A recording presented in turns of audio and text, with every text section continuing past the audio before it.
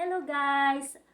In this video, I'm just gonna share my experience how to renew Philippine passport this year 2021. So, unang-una, ang gagawin ninyo guys is magpa-appointment kayo through online. So, pupunta kayo sa Philippine Consulate General, tapos may passport service sila doon. I-click nyo lang yung appointment at kailangan matyaga kayo. So, kung may tanong kayo kung paano ko ginawa yung pag-appointment ko, gagawa ako ng video, mag-request lang kayo. Tapos yung appointment guide is through QLESS na tinatawag nila. Tapos pag meron silang available time, mag-send sila sa cellphone number na nilalagay mo doon. Tapos bibigyan ka nila ng confirmation code. So, yung core requirements ng Philippine Passport is kailangan personal appearance with appointment. Tapos, pangalawa, passport photo taken at the consulate. So, hindi nyo na kailangan magdala ng photo passport. Doon na nila titaken. Tapos, applicant are required to wear appropriate clothing for passport photo.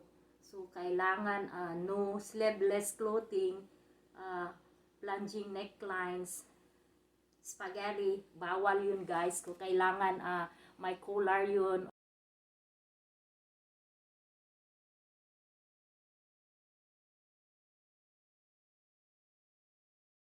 or yung pang formal na clothing na susuotin ninyo for photo taken.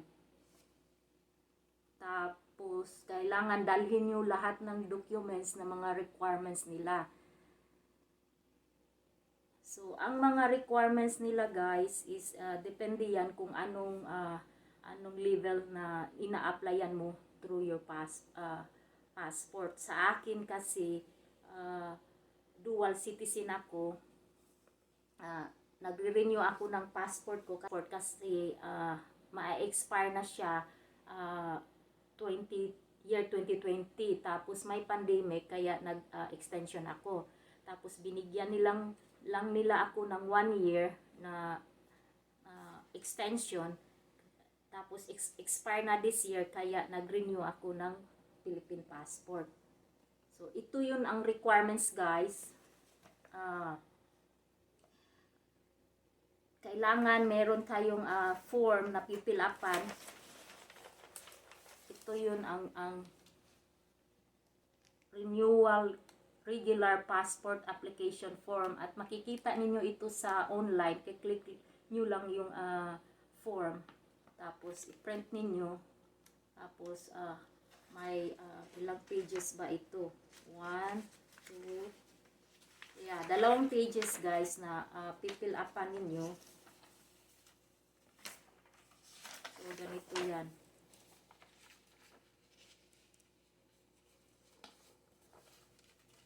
Yan na form guys.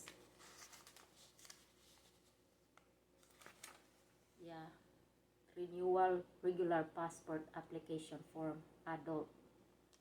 So 2 pages siya. Pipill up nyo yan, dadalhin nyo yan, original. Tapos yung original current passport, ito yung passport na dadalhin nyo. Tapos photocopy of data pages. So kailangan naka-photocopy siya doon sa loob na may picture siya guys. Yung lahat ng information mo na mababasa, yung may picture mo. Yung ganyan siya guys, yung picture nyo, may photocopy kayo doon. Tapos for dual citizenship applicant, dinala ko yung dual citizenship ko na identification certificate just in case na hahanapin nila. Tapos gumawa din ako ng photocopy. And a self-addressed stamp envelope with prepaid postage and tracking number. So, pupunta kayo sa post office, kukuha kayo ng ganitong envelope, priority mail, tapos susulatan ninyo ito to pangalan nyo para pag ready na yung passport ninyo, i-mail nila ito pabalik sa inyo na bayad na, kayo ang nagbabayad. Kaya kailangan meron kang ganito. So, ang binabayaran ko dito guys, kasi may stamp dyan, yung lahat ng requirements ko, nandito na sa loob, dinala ko sa appointment ko. Tapos, ang binabayaran ko niyan is, tingnan ko kung magkano yung binayaran ko sa post office.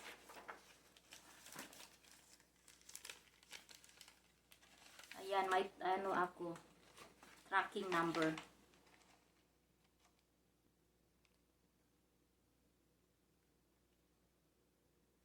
So, yung binayaran ko lahat-lahat guys, yung envelope tsaka yung tracking is $7.96. Yung binayaran ko ditong envelope guys. So, yan lang. So, pagpunta mo doon sa appointment mo, kailangan sa akin, 9 o'clock, nandun na ako early. So, yung office nila nag-open ng 9 o'clock, nandun na ako ng mga 8:45 nandun na ako.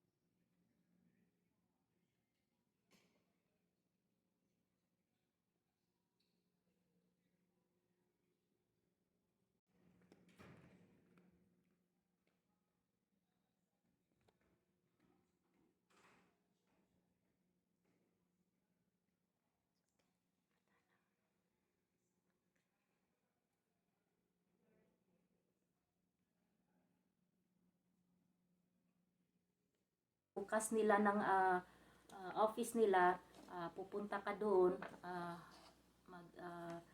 wait ka na lang, hanap ka ng upuan, tapos tatawagin nila yung appointment time. Kung punta ka sa window 5, pipila ka doon, tapos ibigay mo lahat yung requirements na hinihingi nila, tapos sasabihan ka nila na pupunta ka sa cashier, yung sa next window, may cashier doon. Tapos magbabayad ka ng $60. Tapos pagbayad mo ng $60 guys, uupo ka ulit doon sa upuan. Tapos tatawagin nila yung pangalan mo for photo passport. Tapos pagtapos niyan, pupunta ka doon, magtitake sila ng picture sa'yo, tapos mag-a-ask sila kung okay na ba itong picture na to. So, tapos niyan, i-verify mo yung lahat ng documents mo na tama yung pangalan mo, yung address mo. So, i-verify mo yan guys, tapos gagamit ka ng, stamp ka doon. At pagkatapos lahat-lahat na nagawa mo na yung verification, confirm na okay na ang lahat, yung paper, hindi magkamali kasi kailangan tama talaga kasi pag nagkamali, magbabayad ka na naman ulit ng $60. So, kailangan maingat ka sa document mo na yung complete name, address, everything is fine. So, pagkatapos niyan guys, tapos ka na, ibabalik nila yung old passport mo. Ito na yun, binutasan nila. Tapos nag-ask ako ng question kung ilang waiting time bago mo ma-receive yung Philippine passport mo. Sabi nila, it takes 2 to 3 months. Pero sa akin, dumating yung passport ko guys is 1 month and 6 days.